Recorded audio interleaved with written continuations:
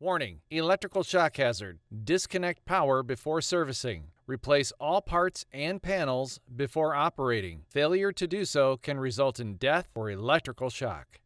Excessive weight hazard. Use 2 or more people to move and install dishwasher. Failure to do so can result in back or other injury.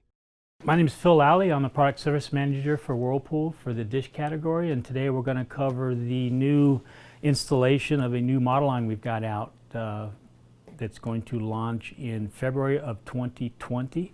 It's a new design dishwasher from the ground up, so there are some installation differences from what you're used to in the past. But if you have a model that has a door handle that comes shipped inside the unit, the best time to install that is while you're got the unit laying on its back, because there's 2 studs here. You just slip the handle over it, and there's 2 Allen wrench set screws that you're going to want to tighten, and it's a lot easier to do it when it's laying on its back rather than when you set it up.